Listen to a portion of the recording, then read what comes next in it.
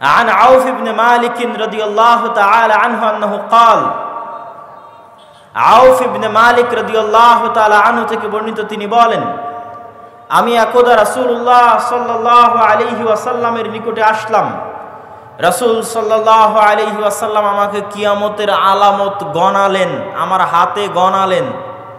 তার মধ্যে একটি আলামত রাসূল সাল্লাল্লাহু আলাইহি ওয়াসাল্লাম বললেন, সায়াকুনু হুদনাতুন মা'আর রোম, ইয়ানি সাতাকুনু হুদনাতুন বাইনাল মুসলিমিনা ওয়ার রোম। রোমান খ্রিস্টানদের সাথে মুসলমানদের একটি চুক্তি হবে, আর রোমান খ্রিস্টানেরা এবং মুসলমানেরা চুক্তিবদ্ধ হয়ে তৃতীয় কমন শত্রুর বিরুদ্ধে যুদ্ধ করবে, তথা রোমান খ্রিস্টানদের শত্রু আর মুসলমানদের শত্রু এক। তৃতীয় কমন শত্রুর বিরুদ্ধে মুসলমানেরা যুদ্ধ করবে। এই যুদ্ধের রোমান খ্রিস্টান এবং মুসলমানেরা বিজয়ী হবে। বিজয়ী হওয়ার পর একজন খ্রিস্টান দাঁড়িয়ে বলবে যে আমরা আজকে বিজয়ী হয়েছি লিহাজা সলিব, এই ক্রুশের কারণে, গলায় ঝুলানো ক্রুশ দেখিয়ে বলবে এটার কারণে আজকে আমরা বিজয়ী হয়েছি। তখন একজন মুসলমানের আঁতে ঘা লাগবে, সে দাঁড়িয়ে উঠে তার ক্রসটা ভেঙে দিবে। যখন ভেঙে দিবে তখন রোমান এবং মুসলমানেরা পরস্পরের বিরুদ্ধে যুদ্ধ করার জন্য দাঁড়িয়ে যাবে। রোমান খ্রিস্টান এবং মুসলমানেরা। সেই যুদ্ধের বর্ণনা রাসূলুল্লাহ সাল্লাল্লাহু আলাইহি ওয়াসাল্লাম হাদিসে বিস্তারিত বর্ণনা করছেন। عن أبي هريرة رضي الله تعالى عنه أنه قال رسول الله صلى الله عليه وسلم আবু হুরায়রা রাদিয়াল্লাহু তাআলা আনহু থেকে বর্ণিত তিনি বলেন, রাসূল সাল্লাল্লাহু আলাইহি ওয়াসাল্লাম বলেছেন, লা তাকুমুস সাআহ, কিয়ামত ততদিন পর্যন্ত সংঘটিত হবে না, হাত্তা ইয়ানজিলার রোম বিল আ'মাক আও বিদাবিক, যতক্ষণ না রোমান খ্রিস্টানেরা অবতীর্ণ না হচ্ছে সিরিয়ার আমাক এবং দাবেক নামক জায়গায়।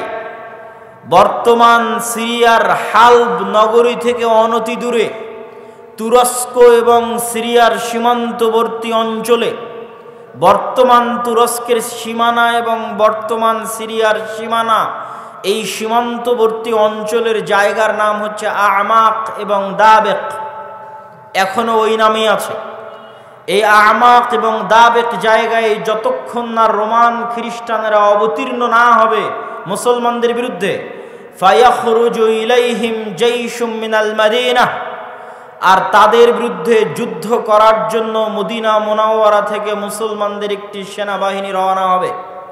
রাসূলুল্লাহ সাল্লাল্লাহু আলাইহি ওয়াসাল্লাম বলছেন, মদিনা মুনাওয়ারা থেকে বের হওয়া সেই মুজাহিদ বাহিনী খিয়ার ও আহলিল আরজ, তৎকালীন বিশ্বের সর্বোত্তম, সবচেয়ে শ্রেষ্ঠ, সবচেয়ে দামি, সবচেয়ে আল্লাহওয়ালা পরহেজগার মানুষ হবে। মদিনা মুনাওয়ারা থেকে ওই দিন যারা বের হবে যুদ্ধের জন্য, সিরিয়ার মাটিতে যুদ্ধ করার জন্য, রাসূলুল্লাহ সাল্লাল্লাহু আলাইহি সাল্লাম বলছেন, খিয়ার ও আহলিল আরজ, তৎকালীন বিশ্বের সর্বশ্রেষ্ঠ আল্লাহওয়ালা পরহেজগার মানুষেরা সেই দিন মদিনা থেকে বের হবে, মদিনা মুনাওয়ারা থেকে বের হবে যুদ্ধের জন্য। যুদ্ধের কথা বর্ণনা করতে গিয়ে রাসূলুল্লাহ সাল্লাল্লাহু আলাইহি ওয়াসাল্লাম বলেন, ফায়ুকাতিলুহুম ফায়ানহাজিমু সুলুসুন লা ইয়াতুবুল্লাহ তাওবাতাহুম আবাদা, ওই দিন মুসলমানেরা তিন ভাগে বিভক্ত হয়ে যাবে। এক ভাগ যুদ্ধের মাঠ ছেড়ে পালিয়ে যাবে, আল্লাহ কোনোদিন এদের তওবা কবুল করবেন না। একদল মুসলমান যুদ্ধের মাঠ ছেড়ে পালিয়ে যাবে, আল্লাহর নবী বলছেন সাল্লাল্লাহু আলাইহি ওয়াসাল্লাম, লা ইয়াতুব, আল্লাহ কোনোদিন তাদের তওবা কবুল করবেন না, আবাদা, কোনোদিন আল্লাহ সুবহানাহু ওয়া তাআলা তাদের তওবা কবুল করবেন না। ওয়া ইউকতালু সুলুসুহুম, তিন ভাগের এক ভাগ ওই যুদ্ধে মারা যাবে। রাসূলুল্লাহ সাল্লাল্লাহু আলাইহি ওয়াসাল্লাম বলছেন, আফজালুশ শুহাদা ইনদাল্লাহ, আল্লাহর নিকটে সর্বশ্রেষ্ঠ শহীদ বলে গণ্য হবে ওই যুদ্ধে যারা যুদ্ধ করে শাহাদত অর্জন করবে, শহীদ হয়ে যাবে তিন ভাগের এক ভাগ মুসলমান, তারা আল্লাহর দরবারে সর্বশ্রেষ্ঠ শহীদ হিসেবে বিবেচিত হবে। রাসূলুল্লাহ সাল্লাল্লাহু আলাইহি ওয়াসাল্লাম বললেন, ওয়া ইফতাতিহুস সুলুস, আর তিন ভাগের এক ভাগ বিজয় লাভ করবে রোমানদের উপরে। 3 ভাগের 1 ভাগ বিজয় লাভ করবে রোমানদের উপরে। লা ইফতানুনা আবাদান, এরা কোনো দিন আর কিয়ামত পর্যন্ত ফিতনায় পতিত হবে না, এবং এদের হাত দিয়ে ইফতাতিহুনা কুস্তুনতুনিয়া বিজয় হবে। কুস্তুনতুনিয়া কি? আগের হাদিসেও দেখেছেন আল্লাহর নবী বলেছে বাইতুল মকদেসের আবাদ হওয়া, মদিনার ধ্বংস হওয়া, মহাযুদ্ধের শুরু হওয়া, কুস্তুনতুনিয়া বিজয় হওয়া, দাজ্জালের বের হওয়া। কুস্তুনতুনিয়া হচ্ছে আজকের তুরস্কের ইস্তাম্বুলকে আরবিতে বলা হয় কুস্তুনতুনিয়া, ইংরেজিতে বলা হয় কনস্টান্টিনোপল এবং বর্তমান নাম হচ্ছে ইস্তাম্বুল। তুরস্কের রাজধানী, যদিও আগে রাজধানী ছিল, এখন অফিসিয়াল রাজধানী নয়, অফিসিয়াল রাজধানী আঙ্কারা, কিন্তু তারপরও রাজধানীর মতো মান মর্যাদা যেই শহরের, সেটাই হচ্ছে ইস্তাম্বুল, কুস্তুনতুনিয়া, কনস্টান্টিনোপল। রাসূল সাল্লাল্লাহু আলাইহি ওয়াসাল্লাম বলছেন ফায়াফতাতিহুনা কুস্তুনতুনিয়া, ওই যে একদল বিজয়ী হবে রোমানদের উপর, তাদের হাতে আল্লাহ কুস্তুনতুনিয়া, কনস্টান্টিনোপল বিজয় দান করবেন। ফাবাইনামা হুম ইয়ানকাসিমুনাল গানাইম, যখন এই সমস্ত বিজয়ী মুজাহিদরা গনিমতের মাল বন্টন করবে এবং তাদের তরবারি ঝুলানো থাকবে গাছের সাথে, তখন একজন চিৎকার করে বলবে সাহা ফীহিমুশ শাইতান ইন্নাল মাসীহা ক্বাদ খালাফাকুম ফি আহলিকুম, মাসীহুদ দাজ্জাল বের হয়ে গেছে আর তোমাদের বাড়িতে বাড়িতে মাসীহুদ দাজ্জাল প্রবেশ করতেছে। এখন পর্যন্ত ইমাম মাহদি আসেননি, হয়তো এনাদের মধ্যেই ইমাম মাহদি থেকে থাকতে পারেন, তবে তিনি যে ইমাম মাহদি তা এখনও প্রকাশিত আকারে জনগণের সামনে স্পষ্ট হয়নি। হবে কখন? দাজ্জাল বের হওয়ার পরে এবং সালাতের দামেস্কের মসজিদে সালাতের পরে, যেটার বর্ণনা রাসূল সাল্লাল্লাহু আলাইহি সাল্লাম দিচ্ছেন। ফায়াখরুজুন ওয়া যালিকা বাতিল, শয়তানের এই মিথ্যা কথা শুনে তারা তরবারি নিয়ে দৌড়ে এগিয়ে যাবে কোথায়? মাসীহুদ দাজ্জাল, তার বিরুদ্ধে যুদ্ধ করার জন্য। ফাইদা জাউ শাম, তারা আস্তে আস্তে দেমাস্কে চলে আসবে। দেমাস্কের মসজিদে তারা কাতারবদ্ধ হয়ে সালাতের জন্য দাঁড়াবে। ইদা উকিমাতিস সালাত, যখন সালাতের ইকামত দেওয়া হবে, ফায়ানজিলু ঈসা ইবনু মারিয়াম, তখন আসমান থেকে ঈসা ইবনু মারিয়াম অবতীর্ণ হবেন। ফাআম্মাহুম ফাইদা রাআহু আদুউল্লাহ যাবা কামা ইয়াদুবুল মিলহ ফিল মা, ঈসা ইবনু মারিয়াম অবতীর্ণ হবেন ওই মসজিদে, এবং তারপরে মুসলমানেরা দাজ্জালের বিরুদ্ধে যুদ্ধ করার জন্য রওনা দিবে। এবং মসজিদে আকসার পাশে, জেরুজালেমের পাশে লুদ নামক বাবুল লুদ নামক দরজায় ঈসা আলাইহিস সালাতু ওয়াস সালামকে দেখে মাসীহুদ দাজ্জাল লবণ যেভাবে পানিতে দিলে গলে যায় সেভাবে গলতে থাকবে, এবং তার গলে শেষ হওয়ার আগেই রাসূল সাল্লাল্লাহু আলাইহি ওয়াসাল্লাম বলছেন ফালাউ তারাকাহু লানযাব হাত্তা ইয়ানহালিক, যদি ঈসা ইবনু মারিয়াম তাকে ওই অবস্থায় রেখে দিতেন তাহলে সে গলে ধ্বংস হয়ে যেত। হাত্তা ইয়াহলিক ওয়ালাকিন ইয়াকতুলুহুল্লাহ বিয়াদিহি ফায়ুরিহিম দামাহু ফি হারবাতিহি, কিন্তু আল্লাহ সুবহানাহু ওয়া তাআলা চান যে ঈসা ইবনু মারিয়ামের মাধ্যমে সে নিহত হোক, এই জন্য ঈসা ইবনু মারিয়াম তাকে হত্যা করবেন এবং দাজ্জালের রক্ত জনগণকে দেখাবেন। সম্মানিত উপস্থিতি, আরেকটি ব্যতিক্রম ধর্মী হাদিস, সেই হাদিসটা বলে আমরা আমাদের সংক্ষিপ্ত ব্যাখ্যার দিকে এগিয়ে যাব ইনশাআল্লাহ। আবু হুরায়রা রাদিয়াল্লাহু তাআলা আনহু থেকে বর্ণিত, তিনি বলেন রাসূল সাল্লাল্লাহু আলাইহি ওয়াসাল্লাম বলছেন সামি'তুম বিমাদিনাতিন জানিবুম মিনহা ফিল বার ওয়া জানিবুম মিনহা ফিল বাহর, তোমরা একটি শহরের কথা শুনেছ যেই শহরের এক সাইডে সমুদ্র এবং আর এক সাইডে মাটি। রাসূলুল্লাহ সাল্লাল্লাহু আলাইহি ওয়াসাল্লামের উত্তরে সাহাবীগণ বললেন জি আমরা শুনেছি। রাসূল সাল্লাল্লাহু আলাইহি ওয়াসাল্লাম বলছেন লা তাকুমুস সাআহ হাত্তা ইয়াগযুহা ৭০,০০০ মিন বনি ইসহাক, ততক্ষণ পর্যন্ত কিয়ামত হবে না যতক্ষণ না বানু ইসহাকের ৭০,০০০ মানুষ তাদের বিরুদ্ধে যুদ্ধ না করছে। আর তারা সেই দিন যুদ্ধ করবে ওই শহর বিজয়ের জন্য, আর ওই শহর বিজয়ের জন্য ফালাম ইউকাতিলু বিসালাহ, কোনো অস্ত্রপাতি লাগবে না ওই শহর বিজয় করতে। ওয়ালাম ইয়ারমু বিসাহমিন, কোনো তীর নিক্ষেপ করা লাগবে না ওই শহর বিজয় করতে। ক্বালু লা ইলাহা ইল্লাল্লাহু আল্লাহু আকবার, তারা শুধু আল্লাহু আকবার ধ্বনি দিবে, তাকবীর ধ্বনি দিবে, ফায়াসকুতু আহাদু জানিবাইহা, ওই শহরের একটি প্রাচীর ধসে পড়ে যাবে। তারপরে দ্বিতীয়বার যখন তারা তাকবীর ধ্বনি দিবে তখন শহরের আরেকটি প্রাচীর ধসে পড়ে যাবে। তারা তৃতীয়বার যখন তাকবীর ধ্বনি দিবে তখন শহরের আরেকটি প্রাচীর ধসে পড়ে যাবে। ফাইফাররাজুলাহুম ফায়াদখুলুহা, তারা বিজয়ী বেশে ওই শহরে প্রবেশ করবে। ফায়াগনামু ফাবাইনাহুমা ইয়াকতাসিমুনাল মাগানিম, যেই মুহূর্তে তারা বিজয়ী বেশে শহরে প্রবেশ করবে আর গনিমতের মাল বন্টন করবে, তখন শয়তান চিৎকার করে বলবে, তোমাদের ঘরে দাজ্জাল প্রবেশ করে গেছে। সম্মানিত উপস্থিতি, পরপর আমরা 4টা হাদিস দেখলাম। এই 4টা হাদিস এক একজন এক একভাবে ব্যাখ্যা করতে পারে। আমি আগেও বলেছি যে যতদিন এই জিনিসগুলো না ঘটবে ততদিন এই জিনিসগুলোর প্রকৃত ব্যাখ্যা কেউ জানবে না। কিন্তু আমার কাছে সংক্ষিপ্তভাবে যেটা মনে হয়েছে যে উমরান ও বাইতুল মাকদেস আবাদ হওয়া, কেউ কেউ ব্যাখ্যা করে এই যুগের যে বাইতুল মাকদেস আবাদ হওয়া মানে ইহুদিরাই জেরুজালেম দখল করে নিবে এবং সেখানে বিশাল রাজধানী প্রতিষ্ঠা করবে। প্রতিষ্ঠা করার মাধ্যমে সে এটা পৃথিবীর একটি জাঁকজমকপূর্ণ একটা বিশাল বড় শহর, লন্ডন দুবাইয়ের মতো একটা বড় শহরে পরিণত হয়ে যাবে জেরুজালেম, যেটা থাকবে তাদের হাতে, আমাদের হাতে নয়। কেউ বলেছেন এটা।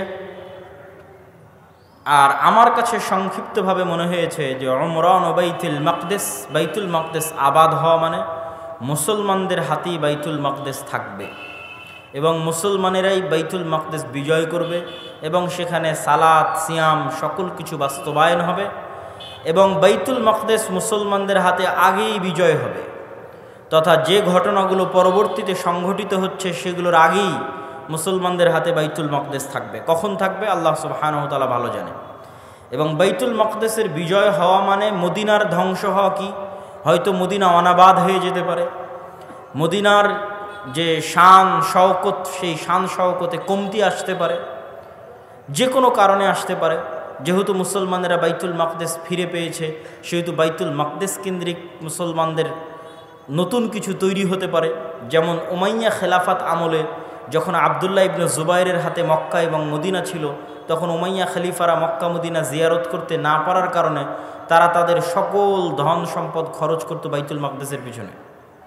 তথা এই মসজিদকে কেন্দ্র করে মুসলমানদের একটা ব্যস্ততা, শহর বন্দর সকল কিছু গড়ে উঠবে এই শহরকে কেন্দ্র করে এবং মদিনা অনাবাদ হয়ে যাবে। মদিনা অনাবাদ হয়ে গেলে যুদ্ধ শুরু হবে। কোন যুদ্ধ? যেই যুদ্ধ আমরা আলোচনা করলাম, এই যুদ্ধকে রাসূল সাল্লাল্লাহু আলাইহি সাল্লাম বলছেন আল মালহামা আল কুবরা। এবং এই যুদ্ধের বর্ণনা দিতে গিয়ে অন্য হাদিসে রাসূলুল্লাহ সাল্লাল্লাহু আলাইহি ওয়াসাল্লাম বলেছেন যে এই যুদ্ধে এত বেশি পরিমাণ মানুষ মারা যাবে যে একটা উড়ন্ত পাখি যদি আকাশে উড়তে থাকে তাহলে উড়তে উড়তে সে ক্লান্ত হয়ে যাবে, কিন্তু লাশের সারি সে উড়ে শেষ করতে পারবে না, এত বেশি পরিমাণ মানুষ মারা যাবে এই যুদ্ধে। আর এই যুদ্ধের পরপরই কুস্তুনতুনিয়া বিজয় হবে মানে আজ তো ইস্তাম্বুল মুসলমানদের হাতে আছেই। হাদিসের ভাষায় বোঝা যায় যে ইস্তাম্বুল একদিন মুসলমানদের হাতে থাকবে না। আজ আছে কিন্তু একদিন থাকবে না। তথা আজকের যে তুরস্ক, এটা আজকে মুসলমানদের হাতে থাকলেও হাদিস প্রমাণ করছে যে দাজ্জাল যেই মুহূর্তে বের হবে ওই মুহূর্তে কনস্টান্টিনোপল, ইস্তাম্বুল, তুরস্ক মুসলমানদের হাতে নাই, থাকবে না। তথা সেটা মুসলমানেরা যে কোনো সময় হারিয়ে ফেলতে পারে, অদূর ভবিষ্যতে, নিকট ভবিষ্যতে। আল্লাহ সুবহানাহু ওয়া তাআলা ভালো জানে কখন হারিয়ে ফেলবে, কেন না হারালে বিজয় কিসের? আর যেই বিজয়ের কথা রাসূল সাল্লাল্লাহু আলাইহি সাল্লাম বলছেন এই বিজয় নিকটে, কিয়ামতের নিকটবর্তী, দাজ্জাল বের হওয়ার পূর্ব মুহূর্তের বিজয়। সম্মানিত উপস্থিতি, তাহলে মোটামুটি যদি আমরা এই দুইটা জিনিসের ব্যাখ্যা এভাবে দাঁড় করাই যে বাইতুল মুকাদ্দাস আগেই মুসলমানেরা বিজয় করবে, সেটাই হচ্ছে বাইতুল মুকাদ্দাসের আবাদ। আর কুস্তুনতুনিয়া কিয়ামতের পূর্ব মুহূর্তে বিজয় হবে, তার অর্থ হচ্ছে কুস্তুনতুনিয়া মুসলমানেরা হারিয়ে ফেলবে, কনস্টান্টিনোপল মুসলমানেরা হারিয়ে ফেলবে। এখন হাদিসের আরও একটা অংশ ব্যাখ্যা করতে বাকি, রোম কারা? যে রোমানদের সাথে মুসলমানদের চুক্তি হবে এবং চুক্তির পরে সেই চুক্তি পুনরায় ভঙ্গ হয়ে মুসলমান এবং রোমানরা পরস্পর যুদ্ধ করবে, সেই যুদ্ধ, এই যুদ্ধ, সেই রোম কারা? এই বিষয়ে মুহাদ্দিসিনে কেরাম এবং মুফাসসিরিনে কেরামের মধ্যে মতভেদ হওয়ার সবচেয়ে বড় কারণ হচ্ছে আল্লাহর নবীর যুগে রোম বলতে যাদেরকে বোঝানো হতো তাদের রাজধানী ছিল কনস্টান্টিনোপল। আল্লাহর নবীর যুগে, মানে যেই সময়ে আল্লাহর নবী এই হাদিস বলতেছেন, ওই সময়ে রোম বলে যাদের বোঝানো হতো তাদের রাজধানী তুরস্কের ইস্তাম্বুল, কনস্টান্টিনোপল। এবং মুসলমানেরা এটা কোনোদিনই বিজয় করতে পারেনি। মুসলমানেরা এটা বিজয় করেছে অনেক পরে, আজ থেকে 500 অথবা 600 বছর আগে। উসমানীয় খেলাফত আমলে মুসলমানেরা বিজয় করেছে, না উমাইয়া খেলাফত আমলে, না আব্বাসী খেলাফত আমলে কোনোদিন বিজয় হয়নি। ক্রুসেডের যুদ্ধ হয়েছে, তখনও মুসলমানেরা ইস্তাম্বুল বিজয় করতে পারেনি। মঙ্গোলীয়রা মুসলমানদের বাগদাদে হত্যা করেছে, তখন মুসলমানরা ইস্তাম্বুল বিজয় করতে পারেনি। তারও পরে মুসলমানেরা ইস্তাম্বুল বিজয় করেছে 1400 খ্রিস্টাব্দের দিকে, মুহাম্মদ আল ফাতেহ।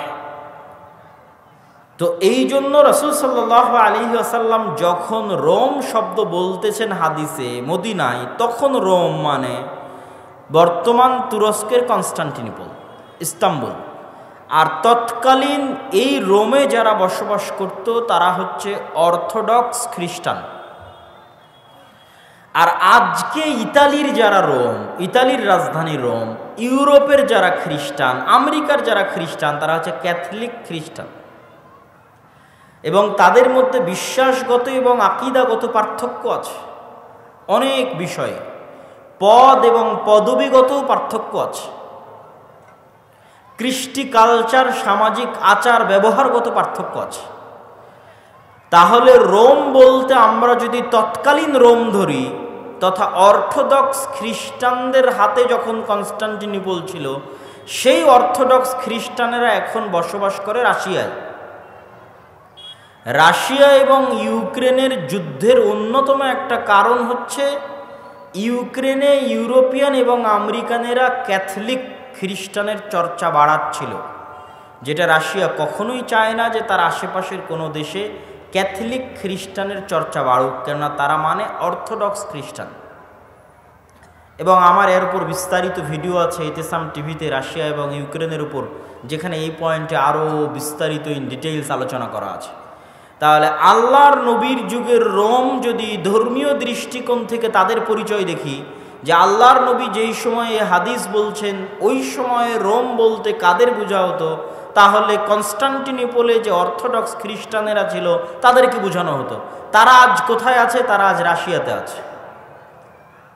এবং রাশিয়া যে যুদ্ধগুলো লড়ে, সেই যুদ্ধগুলোর পিছনে অনেক ধর্মীয় কারণ আছে, যেটাও আমি আমার ওই ভিডিওতে স্পষ্ট আকারে ডকুমেন্টারি আকারে দেখিয়েছি, যে এই যুদ্ধগুলো শুধু বাহ্যিক কোনো কারণে লড়াই করা হয় না, বরং ধর্মীয় কারণে লড়াই করা হয়। যেমন আজকে ইসরায়েল এবং ফিলিস্তিনের যুদ্ধে ইসরায়েল যে যুদ্ধ করতেছে, এটা শুধু বাহ্যিক কোনো কারণ নয়, বরং এর পিছনে ধর্মীয় কারণ আছে, সেটাও বলবো বক্তব্যের শেষের দিকে ইনশাআল্লাহ। আর যদি বলি যে না তারা নয়, তাহলে ইতালির রাজধানী যে রোম, ইতালির রাজধানী রোম মানে আজকের ইউরোপ, আজকের আমেরিকা, যারা আমাদের বিরুদ্ধে ক্রুসেডের যুদ্ধ করার জন্য এসেছিল কয়েক শতাব্দী আগে। বাইতুল মুকাদ্দাস খ্রিস্টানেরা দখল করেছিল, সুলতান সালাহুদ্দিন আইয়ুবী বিজয় করেছিলেন। সেই ক্রুসেডাররা, তাদের সাথে মুসলমানদের চুক্তি হবে, তৃতীয় কোনো পক্ষের বিরুদ্ধে মুসলমানেরা তাদেরকে সাথে করে নিয়ে যুদ্ধ করবে। সেই যুদ্ধে রোমানরা আর মুসলমানেরা বিজয়ী হবে। তারপরে রোমানদের একজন বলবে ক্রুশের কারণে বিজয়ী হয়েছিলাম, এক মুসলমান উঠে ভেঙে দিবে, তখন আবার তারা পরস্পর মুখোমুখি দাঁড়িয়ে যাবে। আর এই যুদ্ধ হচ্ছে মালহামা, যেটা সিরিয়াতে হবে। আজকের যে ফিলিস্তিন, আজকের যে ইসরায়েল, এগুলোও সিরিয়া, আজকের যে জর্ডান, এগুলোও সিরিয়া। সেই যুদ্ধ হবে সিরিয়াতে। আর ওই যুদ্ধে মুসলমানদের হেডকোয়ার্টার হবে গোতা নামক জায়গায়, যে গোতা নামক জায়গাটি হচ্ছে সিরিয়ার রাজধানী দামেস্ক থেকে অনতি দূরে। আর সেই যুদ্ধে রোমানদের হেডকোয়ার্টার হবে আমাক এবং দাবেক নামক জায়গায়, যা বর্তমান সিরিয়া এবং তুরস্কের সীমান্তবর্তী অঞ্চলে এখনও সেই নামে সেই জায়গা পরিচিত এবং জানা যায়।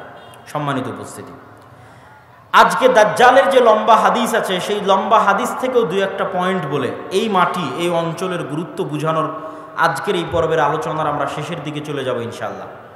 দাজ্জালের হাদিস আপনারা সকলেই জানেন, কিন্তু সেই হাদিসে যে জায়গাগুলোর কথা দাজ্জাল বলেছে, আমরা সেটাই একটু সংক্ষিপ্তভাবে তুলে ধরব।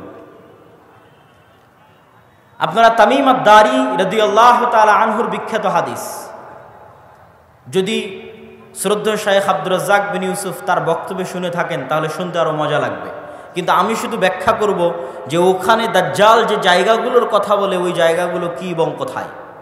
তো তামিম আদ-দারি রাদিয়াল্লাহু তাআলা আনহু তারা নৌকা নিয়ে সফরে বের হয়েছিলেন। 1 মাস সমুদ্রের মধ্যে ঘুরপাক খেতে থেকেছেন। ঘুরপাক খেতে খেতে যখন একটা দ্বীপে গিয়ে ঠেকেছেন, সেই দ্বীপে তাদের সাথে দাজ্জালের সাক্ষাৎ হয়েছে। দাজ্জালের সাক্ষাৎ হওয়ার আগেও একটা বড় অদ্ভুত জন্তু সেখানে দায়িত্ব পালন করছিল। সেই অদ্ভুত জন্তু নিজেকে পরিচয় দিয়েছে যে আমি হচ্ছি গোয়েন্দা, আনাল জাসসাসা।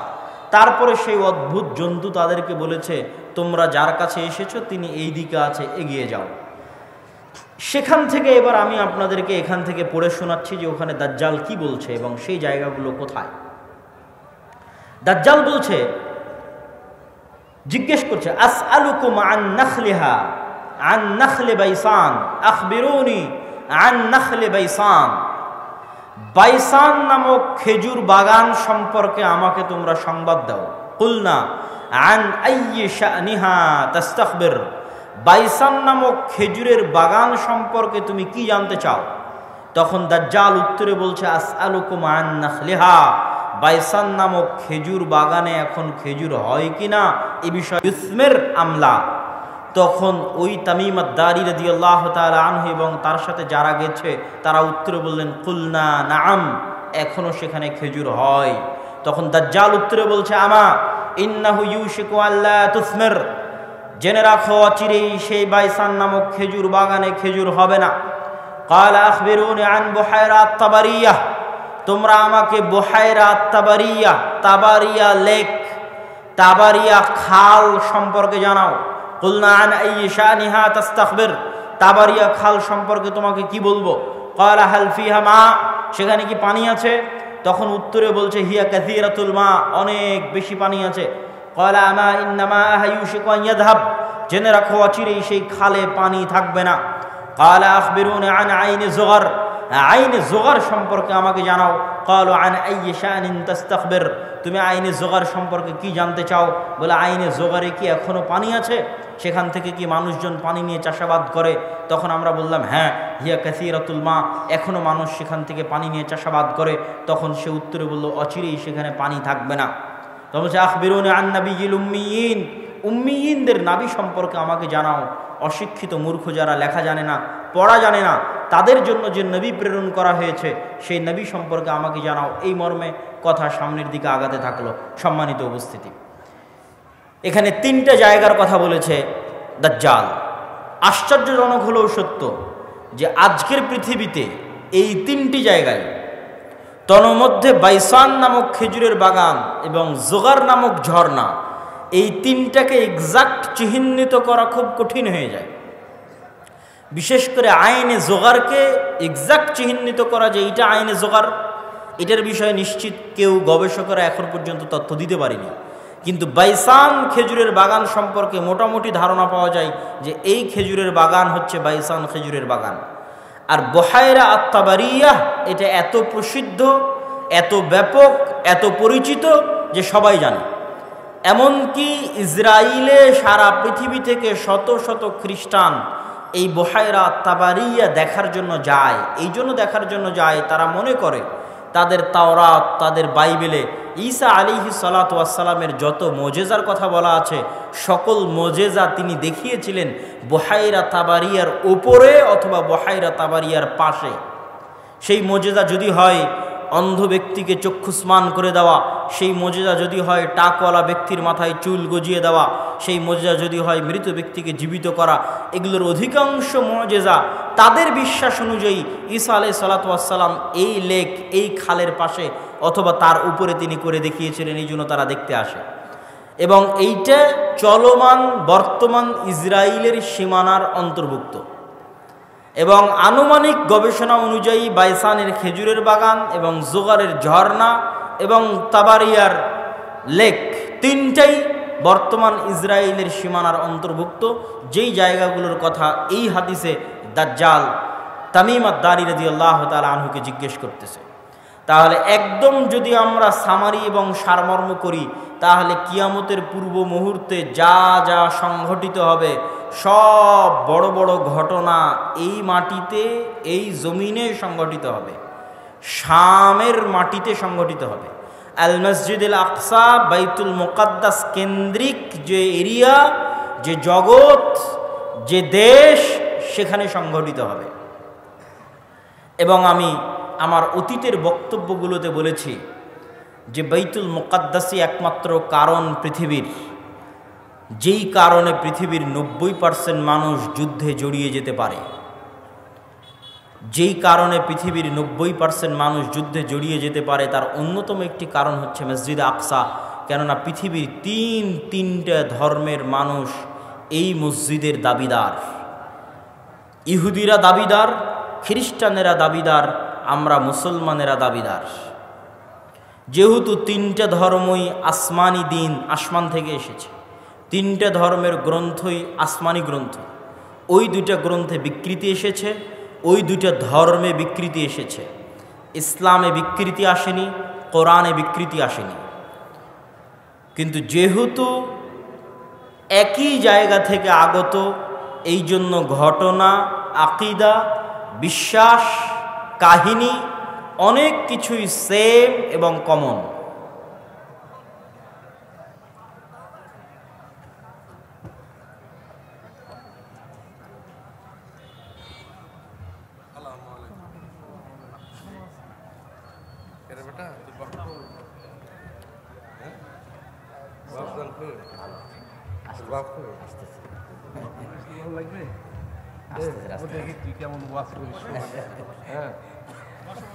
তো সম্মানিত উপস্থিতি,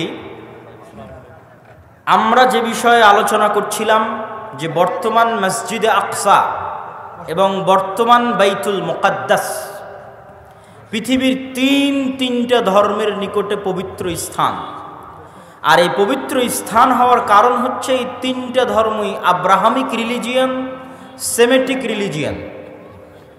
এই তিনটা ধর্মই মিল্লাতে ইব্রাহিমের দাবিদার, তথা ইব্রাহিম আলাইহিস সালাতু ওয়াস সালামের হিস্ট্রি, ইতিহাসের সাথে কানেক্টেড। আর সেমেটিক রিলিজিয়ান মানে নূহ আলাইহিস সালাতু ওয়াস সালামের 3 সন্তান তার সাথে নৌকায় উঠেছিলেন। একজনের নাম ইয়াফেস, একজনের নাম হাম, আর একজনের নাম সাম। ইয়াফেসের বংশধরেরা হচ্ছে সাদা চামড়া, ইউরোপ, আমেরিকা, রাশিয়া। সামের বংশধরেরা হচ্ছে সেমেটিক তথা মেটে, শ্যামা, হালকা সাদা, হালকা শ্যামা, হালকা মেটে। India, Pakistan, Bangladesh, Saudi, Kuwait, Qatar, Bahrain, এরা হচ্ছে সামের বংশধর। হাম হচ্ছে আফ্রিকান, টোটাল আফ্রিকান এরিয়া হচ্ছে নূহ আলাইহিস সালামের সন্তান হামের বংশধর। তো পৃথিবীতে আল্লাহ যত নবী পাঠিয়েছেন, সকল নবী সামের বংশে পাঠিয়েছেন। সামের বংশে ইব্রাহিম আলাইহিস সালাতু ওয়াস সালাম। এই জন্য একটা মজার জিনিস, যারা অনলাইনে আমাদের দেখছেন তারা মনে রাখতে পারেন যে কালার ডিসক্রিমিনেশনের শিকার যারা হন ইউরোপ এবং আমেরিকায়, গায়ের রঙের কারণে ডিসক্রিমিনেশনের শিকার হওয়া, বৈষম্যের শিকার হওয়া, কেননা তাদের মধ্যে একটা আভিজাত্য বোধ কাজ করে যে আমি হচ্ছি সাদা চামড়ার, আর এশিয়া থেকে যারা এসেছে তারা সাদা চামড়ার নয়। আপনি দীর্ঘদিন থাকলে এই জিনিসটা ভিতর থেকে অনুভব করতে পারবেন, এই বৈষম্য। তো এটা আপনারা মজার জিনিস জেনে রাখতে পারেন যে ইউরোপ, আমেরিকা তারা যতই সাদা চামড়ার হোক, তারা যেই নবীকে সম্মান করে, শ্রদ্ধা করে, সেই নবী সাদা চামড়ার ছিলেন না। মানে ঈসা আলাইহিস সালাতু ওয়াস সালাম, ঈসা আলাইহিস সালাতু ওয়াস সালামের গায়ের রং আর আমার নবী মুহাম্মদ সাল্লাল্লাহু আলাইহি ওয়াসাল্লামের গায়ের রং এক। মানে শ্যামা, মেটে, সাদা চামড়ার সাদা নয়। তথা গোটা ইউরোপ এবং আমেরিকার মানুষ যেই নবীর অনুসারী, যেই নবীর মূর্তি তাদের গির্জায় বানিয়ে রেখেছে, যেই নবীর মা মারিয়াম আলাইহা সালাতু ওয়াস সালামের মূর্তি তাদের গির্জায় বানিয়ে রেখেছে, তারা কেউই সাদা চামড়ার ছিলেন না। এই জন্য বলেছি সেমেটিক রিলিজিয়ান। তথা আল্লাহ সুবহানাহু ওয়া তাআলা সামের বংশে সকল নবী দিয়েছে, ইব্রাহিমের বংশে পরবর্তী সকল নবী পাঠিয়েছে। পৃথিবীর তিনটে ধর্ম ইব্রাহিম আলাইহিস সালাতু ওয়াস সালামের মিল্লাতের দাবিদার। এর কিছু কমন উদাহরণ আপনাকে দিই। ইব্রাহিম আলাইহিস সালাতু ওয়াস সালামকে আমরা বলি ইব্রাহিম, তারা বলে আব্রাহাম। ইব্রাহিম আলাইহিস সালাতু ওয়াস সালামের ছেলে ইসহাককে আমরা বলি ইসহাক, তারা বলে আইজ্যাক, আইজ্যাক নিউটন। যিনি আইজাক তিনি ইসহাক। ইসহাক আলাইহিস সালাতু ওয়াস সালামের ছেলেকে আমরা বলি ইয়াকুব আলাইহিস সালাতু ওয়াস সালাম, তারা বলে জ্যাকব। যিনি জ্যাকব তিনি ইয়াকুব। ইয়াকুব আলাইহিস সালাতু ওয়াস সালামের ছেলে ইউসুফ আলাইহিস সালাতু ওয়াস সালামকে আমরা বলি ইউসুফ, তারা বলে জোসেফ। সেন্ট জোসেফ স্কুল মানে হযরত Yusuf school. There is no difference, কোনো পার্থক্য নাই। যদি আপনি বলেন সেন্ট জোসেফ স্কুল, তাহলে ওরা আপনি যে ইউসুফকে জানেন তাকে উদ্দেশ্য করছে, যে হযরত ইউসুফ আলাইহিস সালাতু ওয়াস সালাম স্কুল। এভাবে আমরা যাকে বলছি দাউদ আলাইহিস সালাতু ওয়াস সালাম, তারা তাকে বলছে ডেভিড। জাস্ট নামের উচ্চারণের পার্থক্য, কিন্তু ঘটনার মধ্যে মিল আছে। আমরা বলছি নূহ, তারা বলছে নোয়াহ। ঘটনার বর্ণনা ধারা বিবরণীতে কিছুটা পার্থক্য আছে, কিন্তু মূল ঘটনাগুলো একই। তথা আদম এবং হাওয়ার যে ঘটনা কোরআনে বর্ণনা করা আছে, কাছাকাছি ঘটনা।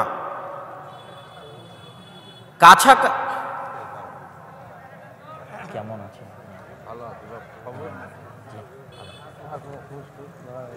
অনেকদিন দেখা সাক্ষাৎ, বাইরে গেছিলাম তো ইংল্যান্ড, ওখান থেকে মাস্টার্স করে আসলাম। 1 বছরে একটা মাস্টার্স করে আসলাম ইংল্যান্ড থেকে। জি, ইসলামিক ব্যাংকের উপর, ইসলামিক ব্যাংকিং সিস্টেম। এই তানজিল ভাই, আব্বুকে ডেকে নিয়ে আসেন। নিয়ে আসতেছেন? হ্যাঁ, বলতেছি, বক্তব্য শেষের দিকে চলে যাচ্ছি, দেখেন।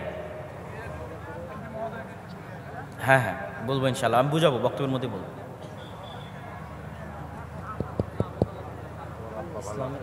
ইসলামিক ব্যাংকিং এবং ইসলামিক ফাইন্যান্সের উপর মাস্টার্স করে।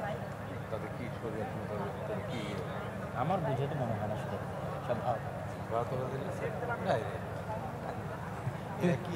ইসলামী ব্যাংকে টাকা নেওয়া ধরতো দেখি কি করে হাট কাপ না হওয়া।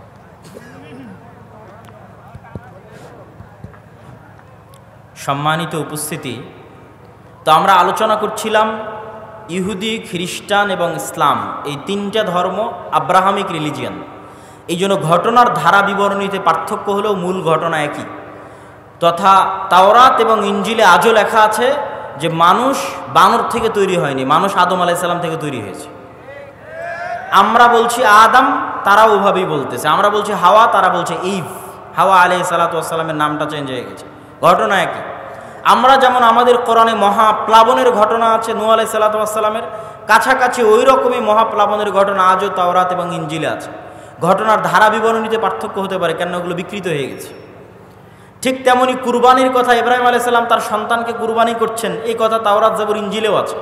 কিন্তু তারা পরিবর্তন করে দিয়েছে যে ইব্রাহিম আলাইহিস সালাম ইসহাক আলাইহিস সালাতু ওয়াস সালামকে কুরবানি করছেন, আর কোরআন বলছে ইব্রাহিম আলাইহিস সালাতু ওয়াস সালাম ইসমাইলকে কুরবানি করছেন। তো যাক, আমরা সরাসরি বাইতুল মুকাদ্দাসের দিকে চলে আসি এবং আমার বক্তব্যের শেষের দিকে এগিয়ে যাওয়ার চেষ্টা করব। তো ইব্রাহিম আলাইহিস সালাতু ওয়াস সালামের 2 সন্তান ইসহাক এবং ইসমাইল। আজকের পুরো পৃথিবীর ইসরায়েল কেন্দ্রিক যে পলিটিক্স, ফিলিস্তিন কেন্দ্রিক যে পলিটিক্স, এটা যদি বুঝতে চান তাহলে আপনাকে এই জিনিসটা ক্লিয়ার কনসেপ্ট রাখতেই হবে যে আসলে কেন এই জিনিসগুলো ঘটতেছে। তো ইব্রাহিম আলাইহিস সালাতু ওয়াস সালামের 2 সন্তান ইসহাক এবং ইসমাইল। ইসহাক আলাইহিস সালাতু ওয়াস সালাম হচ্ছেন সারা আলাইহা সালাতু ওয়াস সালামের সন্তান, আর ইসমাইল হচ্ছে হাজেরা আলাইহা সালাতু ওয়াস সালামের সন্তান। ইব্রাহিম আলাইহিস সালাতু ওয়াস সালাম সারার সন্তান ইসহাককে নিয়ে থাকতেন জেরুজালেমে। ইব্রাহিম আলাইহিস সালাতু ওয়াস সালাম থাকতেন কোথায়? জেরুজালেমে। আল্লাহ কোরআনে বলছেন নাজ্জাইনাহু ওয়া লূতান ইলাল আরদিল্লাতী বারাকনা ফিহা লিল আলামিন। আমি ইব্রাহিমকে আশ্রয় দিয়েছি এই মাটিতে, লূতকে আশ্রয় দিয়েছি এই মাটিতে, যেই মাটিতে আমি বরকত রেখেছি সারা পৃথিবীর মানুষের জন্য, ওই মাটি জেরুজালেমের মাটি। লূত আলাইহিস সালাতু ওয়াস সালামের শহর উল্টিয়ে দেওয়ার পরে আল্লাহ তাকে আশ্রয় দিয়েছেন জেরুজালেমে। আর ইব্রাহিম আলাইহিস সালাতু ওয়াস সালাম তিনি যখন ইরাক থেকে হিজরত করে এসেছেন, তখন আল্লাহ সুবহানাহু ওয়া তাআলা তাকে আশ্রয় দিয়েছেন জেরুজালেমে। তার বাপ আজর তাকে ইরাকের ব্যাবিলন নগরী থেকে তাড়িয়ে দিয়েছিলেন। তাহলে ইব্রাহিম আসলেন জেরুজালেমে, লূত আসলেন জেরুজালেমে। ইব্রাহিমের সন্তান ইসহাক ছিল জেরুজালেমে, ইসহাকের সন্তান ইয়াকুবও ছিল জেরুজালেমে। আর ইব্রাহিম আলাইহিস সালাতু ওয়াস সালাম আরেক সন্তান ইসমাইলকে রেখে আসলেন 1500 কিলোমিটার দূরে মক্কায় কাবা ঘরের পাশে। তাহলে একই সাথে একই সময়ে আল্লাহ ইব্রাহিম আলাইহিস সালামের 2 সন্তানকে দিয়ে পৃথিবীর 2টা মসজিদ আবাদ করাচ্ছেন। আল্লাহর নবী এবং পবিত্র কোরআন বলছে ইন্না আউওয়ালা বাইতুন উযিআ লিন-নাস বিবাক্কা পৃথিবীর বুকে প্রথম মসজিদ তৈরি হয়েছে মক্কায় আল্লাহর ইবাদতের জন্য। আর আল্লাহর নবী বলছেন মক্কার 40 বছর পর, কাবার 40 বছর পর মসজিদ তৈরি হয়েছে আল মসজিদ আল আকসা, বাইতুল মুকাদ্দাস। তাহলে ইব্রাহিম আলাইহিস সালাতু ওয়াস সালামের এক সন্তান ইসহাক এবং তার বংশধরেরা আবাদ করছে মসজিদ আকসা, আর ইব্রাহিম আলাইহিস সালাতু ওয়াস সালামের আরেক সন্তান ইসমাইল এবং তার বংশধরেরা আবাদ করছে কাবা, একই সময়ে একই সাথে। আর ইব্রাহিম আলাইহিস সালাতু ওয়াস সালাম নিজে জেরুজালেম থেকে মক্কায় যাতায়াত করেছে 4 থেকে 5 বার। একবার হাজেরা আলাইহিস সালাতু ওয়াস সালাম এবং ইসমাইলকে রাখতে গেছেন, একবার জবাই করতে গেছেন, একবার কাবা ঘর তৈরি করতে গেছেন, একবার ছেলেকে এমনি দেখতে গেছেন, পাননি, স্ত্রীকে তালাক দিয়ে আসতে বলেছেন। লম্বা ঘটনা সহিহ বুখারীতে পাবেন। তাহলে ইব্রাহিম আলাইহিস সালাতু ওয়াস সালাম পৃথিবীর একমাত্র নবী যিনি একই সাথে এই দুইটা পবিত্র মসজিদের সাথে কানেক্টেড, একই সাথে। হুয়া ইব্রাহিম আলাইহিস সালাতু ওয়াস সালাম, তিনি ইব্রাহিম আলাইহিস সালাতু ওয়াস সালাম 5 বার মক্কা থেকে ফিলিস্তিন জেরুজালেম যাতায়াত করেছেন। এবার আসেন হিস্ট্রি সামনের দিকে আগাতে থাকলো। ইউসুফ আলাইহিস সালাম কুয়ায় পড়ে মিশরের বাজারে বিক্রি হয়ে গেলেন। আজকে যেমন ফিলিস্তিন আর মিশর পাশাপাশি, গাজায় আপনি ত্রাণ পাঠাতে পারবেন না মিশর ছাড়া, ওই কালেও একই অবস্থা ছিল, ফিলিস্তিন মিশর পাশাপাশি। ফিলিস্তিনের কুয়াতে পড়ে বিক্রি হলেন মিশরে, মিশরে অর্থমন্ত্রী হলেন, বাপ ভাই দাদা সবকে ডেকে পাঠালেন। 70 জনের পরিবারের বিশাল বহর নিয়ে ইয়াকুব আলাইহিস সালাম গেলেন মিশরে। এই প্রথম ইসহাকের বংশধরেরা ফিলিস্তিন ছেড়ে মিশর চলে গেল। মিশরে ইউসুফ আলাইহিস সালামের রাজত্ব এবং তার পরবর্তীদের রাজত্ব 1-150 বছর থাকলো। তারপরে যখন বিরোধী পার্টি ক্ষমতায় চলে আসলো, তথা ফেরাউন কিবতীরা যখন ক্ষমতা দখল করে নিল, তো আগের ক্ষমতায় যারা সবচেয়ে বড় জোট ছিল ওদেরকে হত্যা করতে লাগলো। আগের ক্ষমতায় যে বাদশাহ ছিল মিশরের, তার সবচেয়ে বড় জোট ছিল বানু ইসরাইল, ইউসুফ আলাইহিস সালাতু ওয়াস সালাম, তো এদেরকে হত্যা করো। আর ফেরাউন জানতো যে আমি ক্ষমতা হারালে এদের কাছে ক্ষমতা হারাবো, অতএব এদের শিশুদের হত্যা করো, যেন আমার ক্ষমতা দখল করার মতো কেউ না আসে। ওয়াইজ নাজ্জাইনাকুম মিন আলি ফিরআউনা ইয়াসুমুনাকুম সুআল আযাব ইউযাববিহুনা আবনাকুম ওয়া ইস্তাহিয়ুনা নিসাআকুম। আমি তোমাদেরকে ফেরাউনের কবল থেকে বাঁচিয়েছি, যে ফেরাউন তোমাদের ছেলে সন্তানদের জবাই করত। আল্লাহ পবিত্র কোরআনে বলছেন ছেলে সন্তানদের জবাই করত। আজকের ফেরাউন বানু ইসমাইলের ছেলে সন্তানদেরকে গাজায় হত্যা করতেছে। দিন পরিবর্তন হয়েছে, টার্গেট একই, কেননা তারা জানে যে এই ফিলিস্তিন থেকে এমন সন্তান বের হবে যাদের হাতে তাদের পতন অনিবার্য, পতন অবশ্যম্ভাবী। এই জন্য বেরি যেন হতে না পারে, এই জন্য আগে শিশুই হত্যা করে দাও, যেমন ফেরাউন হত্যা করত। সম্মানিত উপস্থিতি, তারপরে ফেরাউনের অত্যাচারে থেকে বানু ইসরাইলকে বাঁচানোর জন্য আল্লাহ মুসা আলাইহিস সালামকে পাঠালেন। মুসা আলাইহিস সালাতু ওয়াস সালামের লম্বা ঘটনা, তিনি বানু ইসরাইলকে সাথে করে নিয়ে পালিয়ে যাচ্ছেন। ফেরাউনকে আল্লাহ লোহিত সাগরে ডুবিয়ে হত্যা করলেন। হত্যা করার পর মুসা আলাইহিস সালাম ফেরত মিশরে যাননি কেন? এই জন্য মিশরে ফেরত যাননি যে মুসা আলাইহিস সালাম পালিয়ে যাচ্ছিলেন না, মুসা আলাইহিস সালাম ইজ রিটার্নিং ব্যাক, ফেরত যাচ্ছিলেন। কোথায় ফেরত যাচ্ছিলেন? 400 বছর আগে ওনার বাপদাদা ইয়াকুব এবং ইয়াকুবের সন্তান 70 জন এবং ইউসুফ ওই যে জেরুজালেম ছেড়ে মিশরে আসছে, ওই জেরুজালেম বাপদাদার আদিভিটা, সেখানে ফিরে যাচ্ছিলেন। ইতিহাসের সত্য মিথ্যা জানা যায় না, কিন্তু ইতিহাসে লেখা আছে যে ইউসুফ আলাইহিস সালাম মিশরে মারা গেলেও তাকে তিনি ওসিয়ত করে গেছিলেন কবর দেওয়ার জন্য জেরুজালেমে। আর মুসা আলাইহিস সালামের কথা তো সহিহ বুখারীতে রাসূল সাল্লাল্লাহু আলাইহি ওয়াসাল্লাম বর্ণনা করতেছেন, যেটা ধারা বিবরণীতে আমি আসব। তো আপনি যদি আজকের ম্যাপে দেখেন, লোহিত সাগর পার হয়ে ফিলিস্তিনে যাবেন, মিশর থেকে লোহিত সাগর ক্রস করে ফিলিস্তিনে যাবেন, গুগল ম্যাপে দেখবেন ফিলিস্তিনে ঢুকার আগে বিশাল মরুভূমি, সিনাই মরুভূমি। আর ওই ফিলিস্তিনে তখন বসবাস করত তৎকালীন বিশ্বের সবচেয়ে শক্তিশালী গোত্র, তাদের নাম আমালেকা গোত্র। তো ওদের সাথে যুদ্ধ করে জিতে জেরুজালেম জয় করতে হবে, এই জন্য অপেক্ষায় বসে আছেন সিনাই মরুভূমিতে। সিনাই মরুভূমি যেহেতু মরুভূমি, আর লোহিত সাগরের পানি যেহেতু লবণাক্ত, এই জন্য কোনো খাবার নাই, না মরুভূমিতে কোনো ফলমূল হয়, না মরুভূমিতে কোনো পানি আছে। এই জন্য সূরা বাকারায় বানু ইসরাইলের ঘটনা পড়ে দেখবেন যে আল্লাহ মুসা আলাইহিস সালামকে বললেন, তুমি লাঠি দিয়ে পাথরে আঘাত করো, তোমার সম্প্রদায়ের জন্য ঝর্ণা তৈরি করে দিচ্ছে। তুমি আল্লাহর কাছে দোয়া করো, আর জান্নাত থেকে মান্না এবং সালোয়া পাঠিয়ে দিচ্ছে। জান্নাত থেকে পাখির আকারে এবং গাছে ঝুলন্ত আকারে, বাড়ির উপরে গাছে ঝুলন্ত আকারে জান্নাত থেকে মান্না এবং সালোয়া আসতো, কেননা মরুভূমিতে কোনো খাবার ছিল না। তারপরে মুসা আলাইহিস সালাতু ওয়াস সালাম তাদের নিয়ে জেরুজালেম বিজয় করতে যাবেন মর্মে যুদ্ধের ঘোষণা দিলেন। এরা ছিল নিমক হারাম কওম। আল্লাহর এত বড় নিয়ামত দেখার পরও এরা বলল, ইযহাব আনতা ওয়া রাব্বুকা ফাকাতিলা, মুসা আপনি আর আপনার আল্লাহ গিয়ে যুদ্ধ করেন, আমরা যুদ্ধ করতে পারবো না। বলেন নাউজুবিল্লাহ। এই জন্য মুসা আলাইহিস সালাম জেরুজালেম বিজয় করতে পারেননি। তখন মুসা আলাইহিস সালাতু ওয়াস সালাম আল্লাহর কাছে দোয়া করেছিলেন, যেন আমার লাশ, আমার মৃত্যু যেন জেরুজালেমের এত নিকটে হয় যে একটা ঢিল মারলে, যেন জেরুজালেম থেকে বাইতুল মুকাদ্দাস থেকে একটা ঢিল মারলে আমার কবরে এসে পড়ে। মুহাম্মদ সাল্লাল্লাহু আলাইহি ওয়াসাল্লাম বুখারীর হাদিসে বলছেন, আমি যদি আজ ফিলিস্তিনে থাকতাম তোমাদের দেখাতাম যে কোথায় মুসা আলাইহিস সালাতু ওয়াস সালামের কবর আছে। সম্মানিত উপস্থিতি, তারপরে ধারা বিবরণী আমি সংক্ষিপ্ত আকারে আজকের পর্যন্ত আপনাকে আমি বুঝিয়ে দিচ্ছি। তারপরে ইউশা বিন নুনের মাধ্যমে জেরুজালেম বিজয় হলো। আমার আগের বক্তব্য শুনে দেখবেন, আল্লাহ জেরুজালেম বিজয়ের দিন সূর্যকে থামিয়ে দিয়েছিলেন। সূর্যকে থামিয়ে দিয়ে ইউশা বিন নুন জেরুজালেম বিজয় করেছিলেন। তারপরে আস্তে আস্তে আস্তে আস্তে দাউদ এবং সুলাইমান আলাইহিস সালাতু ওয়াস সালাম আসলেন। দাউদ এবং সুলাইমান আলাইহিস সালাতু ওয়াস সালাম পৃথিবীর সবচেয়ে বড় রাজত্ব জেরুজালেমে কায়েম করলেন। সুলাইমান আলাইহিস সালাম দ্বিতীয়বার মসজিদ আকসা নির্মাণ করালেন জিনদেরকে দিয়ে। আর পৃথিবীর অত শক্তিশালী, অত বড় রাজত্ব পৃথিবীতে আগে আর কোনোদিন হয়নি, পরেও কোনোদিন হবে না, সেটা কায়েম হলো জেরুজালেমে। তারপরে দাউদ এবং সুলাইমানের পরে আস্তে আস্তে চলে আসলেন ঈসা আলাইহিস সালাতু ওয়াস সালাম। ঈসা আলাইহিস সালাতু ওয়াস সালামের মা মারিয়াম কোন মসজিদের খাদেম ছিলেন? মসজিদ আকসার খাদেম ছিলেন। ঈসা আলাইহিস সালাতু ওয়াস সালাম কোন শহরে জন্ম নিয়েছেন? এই জেরুজালেম, এই নগরীতে জন্ম নিয়েছেন। এই জন্যই তো আপনি খ্রিস্টানদের যদি বলেন তোমাদের গোটা দুনিয়া দিয়ে দেবো, ইউরোপ আমেরিকা, জেরুজালেম দিব না, তাহলে হবে না। কেননা এখানে তারা যাকে নবী বলে শ্রদ্ধা করছে তার স্মৃতি এই শহরে আছে। ঈসা আলাইহিস সালাতু ওয়াস সালামের স্মৃতি এই শহরে আছে। ঈসা আলাইহিস সালামের আম্মা মারিয়াম আলাইহিস সালাতু ওয়াস সালামের স্মৃতি এই মসজিদে আছে। আর ইহুদিদের স্মৃতি আছে এই যে মুসা, দাউদ, সুলাইমান, তাদের লম্বা স্মৃতি বললাম। ইয়াহইয়া এবং জাকারিয়া আলাইহিস সালাতু ওয়াস সালাম এই শহরেই ছিলেন। ঈসা আলাইহিস সালাতু ওয়াস সালাম দিয়ে আল্লাহ বানু ইসরাইলের নবী দেওয়া বন্ধ করে দিলেন। ওই যে ইসহাক আলাইহিস সালাতু ওয়াস সালাম থেকে শুরু হয়ে গোটা দুনিয়ার হিস্ট্রি আপনাকে 5 মিনিটে বলে দিলাম। ঈসা আলাইহিস সালাতু ওয়াস সালামে এসে আল্লাহ বানু ইসরাইলের নবী পাঠানো স্টপ। ওই যে এবার 5000 বছর যাবত ইব্রাহিমের আর এক সন্তান, তার সন্তানেরা আবাদ করতেছে মক্কায় কাবা। 1000 বছর যাবত আবাদ করতেছে। আল্লাহ ওটাকে সেভ রেখেছিলেন। পৃথিবী আল্লাহ সুবহানাহু ওয়া তাআলা কিভাবে ফাংশন করবেন এটা তার পূর্ব পরিকল্পিত, পূর্ব প্ল্যান। সেই ফাংশন করার জন্য ইব্রাহিম আলাইহিস সালাতু ওয়াস সালামের এই সন্তানে মাত্র একজন নবী আল্লাহ সুবহানাহু ওয়া তাআলা পাঠিয়েছেন। তিনি হচ্ছেন আমাদের নবী মুহাম্মদ সাল্লাল্লাহু আলাইহি ওয়াসাল্লাম, যিনি মক্কায় আসলেন।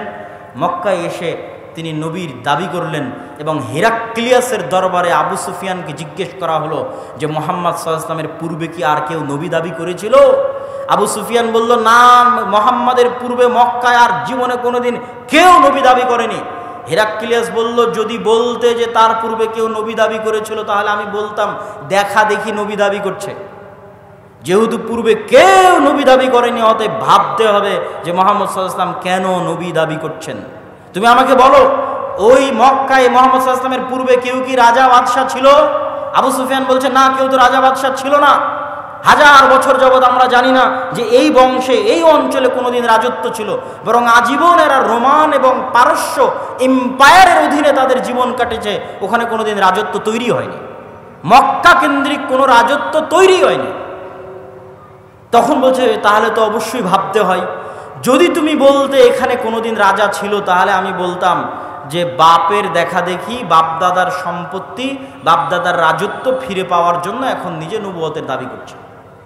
যেহেতু মক্কা কেন্দ্রিক কোনোদিন রাজত্ব তৈরি হয়নি, মক্কায় কোনোদিন কেউ নবী দাবি করেনি, আবার তোমরা বলছো যে ওখানে ইব্রাহিমের সুন্নাত পাওয়া যায়, মানে হেরাক্লিয়াস স্বপ্নে দেখেছিল আরবদের মধ্যে যারা খাতনা করে। হেরাক্লিয়াস সব পাদ্রীদের ডেকে বলছে, কারা খাতনা করে? পাদ্রীরা বলল, শুধু ইহুদিরা খাতনা করে। বললাম, না, আমি স্বপ্নে দেখেছি আরবদের মধ্যে কারা খাতনা করে। আরবদের মধ্যে কেউ খাতনা করে আমি তো জানি না। তখন আবু সুফিয়ানকে ডেকে নিয়ে এসে জানা গেল মক্কার কুরাইশরা যুগ যুগ ধরে খাতনা করে আসতেছে। কেন? মক্কার কুরাইশদের আদি পিতা তো ইসমাইল আলাইহিস সালাতু ওয়াস সালাম, যিনি ইব্রাহিমের সন্তান। এটা ইব্রাহিমের সুন্নাত, মিল্লাতে ইব্রাহিমের সুন্নাত। সম্মানিত উপস্থিতি, এই জায়গায় হলো সুপারিয়রিটিতে ধাক্কা। ইহুদি এবং বানু ইসরাইলের যে সুপারিয়রিটির থিওরি, পৃথিবীর মাত্র দুইটা জাতি এত ভয়ঙ্কর সুপারিয়রিটিতে বিশ্বাস করে যা পৃথিবীর আর কোনো জাতি বিশ্বাস করে না, একটা ব্রাহ্মণ আর একটা ইহুদি। হিন্দুদের মধ্যে যে 4টা গ্রুপ আছে তার মধ্যে একটা হচ্ছে ব্রাহ্মণ। তারা বিশ্বাস করে যে তারা হচ্ছে খোদার মাথা থেকে, তাদের প্রভুর মাথা থেকে সৃষ্টি হয়েছে, এই জন্য তাদের সম্মান মর্যাদা সবার উপরে, বাকি সব তাদের গোলাম। শূদ্র বৈশ্য ক্ষত্রিয় যা আছে সব তাদের গোলাম। আর এরা বিশ্বাস করে যারা আল্লাহর সন্তান, বলেন নাউজুবিল্লাহ, এরা বিশ্বাস করে আর আল্লাহর সন্তান, এবং এদের সবচেয়ে বড় গর্ব হচ্ছে যে ইব্রাহিমের সন্তান ইসহাকের বংশধর। যদিও আজকের আধুনিক বিশ্বে কোনো প্রমাণ নাই যে চলমান ইসরায়েলে যারা বসবাস করছে এরা ইব্রাহিম আলাইহিস সালাতু ওয়াস সালামের ব্লাডলি কানেক্টেড। কি জন্য প্রমাণ নাই? আমার আগের আলোচনা থেকেই দলিল পেয়ে যাবেন। আগের আলোচনায় বলেছি ইব্রাহিম আলাইহিস সালাতু ওয়াস সালাম নূহের সন্তান সামের বংশধর, না নূহের সন্তান হামের বংশধর, না নূহের সন্তান ইয়াফেসের বংশধর? কি বক্তব্য শুনলেন? কার বংশধর? সামের বংশধর। আর সেমেটিকদের গায়ের কালার কিরকম হয়? সেমেটিকদের গায়ের কালার হচ্ছে মেটে, শ্যামা, সাদা চামড়া তো ইয়াফেস। তাহলে ইউরোপ এবং আমেরিকার গায়ের চামড়া, গায়ের কালার নিয়ে এসে ফিলিস্তিনে বসে দাবি করবা যে তুমি ইসহাক আলাইহিস সালাতু ওয়াস সালামের বংশধর, ইয়াকুব আলাইহিস সালাতু ওয়াস সালামের বংশধর, দিস ইজ ইম্পসিবল। এটা হতেই পারে না, অসম্ভব। অন্তত গায়ের চামড়ায় তো মিলতে হবে, গায়ের রঙে তো মিলতে হবে। এই জন্য কোনো ঐতিহাসিক ডকুমেন্ট নাই যে তারা তার সন্তান, কিন্তু দাবি করে। তো ওই দাবির ভিত্তিতে আমরা আলোচনা করতেছি যে তাদের যে সুপারিয়রিটি থিওরি, যে আমরা আল্লাহর সন্তান এবং আমরা ইব্রাহিম আলাইহিস সালাতু ওয়াস সালামের অমুক সন্তানের পরবর্তী বংশধর, এই জন্য আমাদের জন্য দয়া, আমাদের জন্য রহমত, আর বাকি পৃথিবীর সব গোলাম। সবকে যদি আমরা মেরে হত্যা করি তবুও কোনো পাপ হবে না। ভাই এটা বিশ্বাস করে, আল্লাহর কসম করে বলছে এটা বিশ্বাস করে, না হলে এত নিষ্ঠুর হওয়া মানুষের জন্য সম্ভব নয়। আপনি যখন বিশ্বাস করবেন যে এই সমস্ত মানুষকে হত্যা করলে আমার গুনাহ হবে না, তখনই আপনি এত নিষ্ঠুর হতে পারবেন। যে গত 10 দিনে আপনি 9-10,000 মানুষকে হত্যা করছেন, কিন্তু আপনার অন্তর কাঁপে না। কেন কাঁপে না? আপনি তো বিশ্বাসই করেন না যে গুনাহ হবে। ওই যে সুপারিয়রিটি থিওরি, সারা পৃথিবীর সব মানুষকে যদি হত্যা করে দেওয়া হয় তবুও তাদের দৃষ্টিতে তারা গুনাহগার হবে না, কেন? তারা হচ্ছে আল্লাহর সন্তান আর বাকি সব হচ্ছে গোলাম। এই হচ্ছে তাদের বিশ্বাস। এই সুপারিয়রিটি থিওরিতে সবচেয়ে বড় ধাক্কা দিয়েছে মুহাম্মদ সাল্লাল্লাহু আলাইহি ওয়াসাল্লাম। কেন? মুহাম্মদ সাল্লাল্লাহু আলাইহি ওয়াসাল্লামও বললেন আমি ইব্রাহিমের বংশধর। কথা কি আমার বুঝতে পারছেন? মুহাম্মদ সাল্লাল্লাহু আলাইহি ওয়াসাল্লাম ইব্রাহিমের সন্তান ইসমাইলের বংশধর, বানু ইসমাইল। আর তারাও জানতো যে আরবে শেষ নবী আসবে। এই জন্য ঈসা আলাইহিস সালাতু ওয়াস সালামের মৃত্যুর পরে অনেক ইহুদি মদিনায় চলে গেছিল। বানু কুরাইজা, বানু কায়নুকা, বানু নাজির সবগুলো চলে গেছিল মদিনায়। তারা অপেক্ষা করছিল তাদের মধ্যে শেষ নবী আসবে, আরবে আসবে, তাদের বংশে আসবে। কিন্তু যখন দেখলো না তাদের বংশে আসলো না, মুহাম্মদ সাল্লাল্লাহু আলাইহি ওয়াসাল্লাম বানু ইসমাইলের বংশে শেষ নবী দাবি করলো, তাহলে মুহাম্মদ সাল্লাল্লাহু আলাইহি ওয়াসাল্লাম দুই দিক থেকে তাদের সুপারিয়রিটিতে আঘাত করলেন। এক, তুমি রক্তে যতই দাবি করো তুমি ইব্রাহিমের বংশধর, তো আমি মুহাম্মদও দাবি করছি আমি ইব্রাহিমের বংশধর, আমি ইসমাইলের বংশধর। অতএব রক্তে আমার উপর তোমার কোনো প্রাধান্য আর থাকলো না, শেষ। আমার উপর তোমার প্রাধান্য রক্তে থাকলো না, এই জিনিসটা তারা বুঝে গেল। এবং তারা এটাও বুঝে গেল যে মুহাম্মদ সাল্লাল্লাহু আলাইহি ওয়াসাল্লামের কওমের জন্য আল্লাহর পক্ষ থেকে তাদের কিতাবে বর্ণিত যত ওয়াদা, যত রহমত, যত বরকত, সব রহমত সব বরকত এবার মুহাম্মদ সাল্লাল্লাহু আলাইহি ওয়াসাল্লাম এবং তার উম্মতের জন্য আসবে। এই জন্য তাদের পৃথিবীতে সবচেয়ে বড় শত্রু হচ্ছে ইসলাম এবং মুসলমানেরা। দুইটা কারণে। অন্যদেরকে তো ওরা বিশ্বাসই করে না যারা ইব্রাহিমের বংশধর। অন্তত তাদের কিতাবে তো ইব্রাহিমের আরেক সন্তান ইসমাইলের নাম লেখা আছে, যে ইব্রাহিমের আরেক সন্তান ইসমাইল, এবং তারা এটা বিশ্বাস করে যে আরবরা হচ্ছে ইসমাইলের বংশধর। এই জন্য এটা হলো তাদের সবচেয়ে বড় ভয়ের কারণ, যে তাদের সুপারিয়রিটি থিওরিতে আঘাত করেছে ইসলাম এবং মুসলমানেরা। সম্মানিত উপস্থিতি, আজকের এই জেরুজালেমে যে ভয়াবহ অবস্থা তৈরি হয়েছে, এই ভয়াবহ অবস্থার পিছনে কারণ কি? আগের যুগের অনেক ইতিহাস আমি অন্য বক্তব্যে আলোচনা করেছি। আজকের এই ভয়াবহ অবস্থা তৈরি হওয়ার পিছনে কারণ আমার ছোট্ট গবেষণায় ঔপনিবেশিক শাসনামল, কলোনিয়াল সিস্টেম, আরবিতে বলে ইস্তেমার। আমরা যারা আজকে এই দেশে বসবাস করছি, যারা আপনারা সামনে বসে আছেন, 1935-1937 সালের আগে আপনাদের বাপদাদারা জমির মালিকই ছিল না। আপনি আজকে যে জমির দলিল নিয়ে দাবি করছেন এই জমি আমার, এই দাবি 35-37 আগে এই অঞ্চলের মানুষ করতে পারত না। কেননা আমাদের বাপদাদারা 190 বছর ছিল ব্রিটিশদের গোলাম, তথা আমরা ছিলাম কলোনি, ব্রিটিশের কলোনি। এই জন্য 190 এবং 200 বছর গোলামি করতে করতে আমাদের রক্তের মধ্যে গোলামি ঢুকে গেছে। আর এই দেশ ছেড়ে যখন ব্রিটিশরা গেছে 3টে দেশে ভাগ করে গেছে, ভারত, বাংলাদেশ, পাকিস্তান। ঠিক সারা পৃথিবীর প্রায় মুসলিম দেশই কোনো না কোনো ইউরোপিয়ান কান্ট্রির কলোনি ছিল। আর এই কলোনিয়াল সিস্টেম কতটা ভয়ঙ্কর ছিল এটা ইউরোপ সফর না করলে আমি বুঝতে পারতাম না। ফ্রান্সের রাজধানী প্যারিসে আইফেল টাওয়ারের সামনে রাত 12টা-1টার সময় যতজন বিড়ি খাচ্ছে, সিগারেট খাচ্ছে, সব হচ্ছে মুসলমানের সন্তানেরা। কোন দেশের মুসলমানের সন্তানেরা? যেই দেশ ফ্রান্স শাসন করত। ফ্রান্সের কলোনি ছিল আফ্রিকার বহু অঞ্চল, আজ বহু অঞ্চল বিদ্রোহ করতেছে, নাইজার, আলজেরিয়া, বহু অঞ্চল বিদ্রোহ করতেছে ফ্রান্সের বিরুদ্ধে। তো ওই সমস্ত অঞ্চলগুলো কলোনি ছিল। ভাগ্যিস ভালো যে ব্রিটিশরা আমাদেরকে মোটামুটি একটা স্বাধীনতা দিয়ে গেছে। ফ্রান্স অতটুকু স্বাধীনতা দেয়নি। ফ্রান্স বলেছে তোমার রিজার্ভ ব্যাংকের টাকা আমার ব্যাংকে থাকবে, তুমি কোনো অস্ত্র কিনতে পারবা না আমার কাছে ছাড়া, তুমি বৈদেশিক কোনো চুক্তি করতে পারবা না আমার অনুমতি ছাড়া, অথচ নাকি স্বাধীন। এভাবে তারা স্বাধীনতা দিয়ে এসেছে। কলোনিয়াল সিস্টেম ভয়ঙ্কর। তো ঠিক আজকের যেই শাম, আজকের যেই ফিলিস্তিন, ইসরায়েল, জর্ডান, লেবানন, কাতার, দুবাই, বাহরাইন, এগুলো আজ থেকে 50-60 বছর আগে ছিলই না।